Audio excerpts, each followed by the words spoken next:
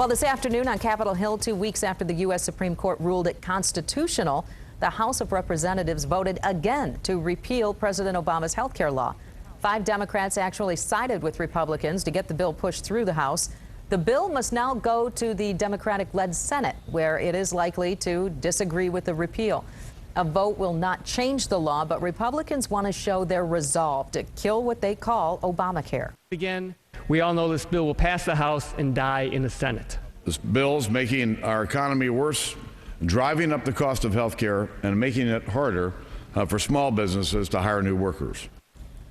Watching all of this for the past 2 years or longer is 24-hour News 8 political reporter Rick Al. It's been going on a while. Rick, what kind of political or practical impact, should I say, does today's vote have on all this? Well, Susan, as a practical matter, not much. Just as you learned in junior high, it takes action from not just the House, but the Senate and the executive branch to make the kind of change Republicans have pushed for in the House for more than 30 times since the health care reform passed. But politically, there is some impact. Republicans know the Senate's not going to take up any kind of a repeal in an election year, at least not with its current Democratic majority.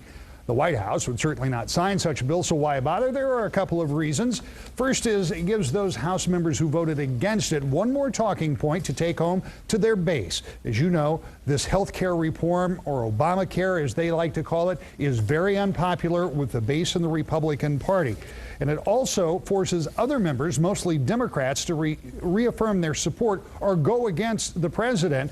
Just less than 4 months before the election, as you say, 5 Democratic members did vote against this. Some Democratic House members, particularly from the South, are put in a very uncomfortable position of having to make that choice and then going home and defend it either way. Other Democratic members who may have voted for the issue in the past are also forced again to throw their support behind the measure, even though some districts have been redrawn, and the move may not set well with some of their new constituents. But it's not all downside for the Democrats. Now the leadership and others will once again seize the moment to say that Republicans are fixated on a policy that has been debated, voted on, passed, and upheld by the Supreme Court, and still they're fighting against the president.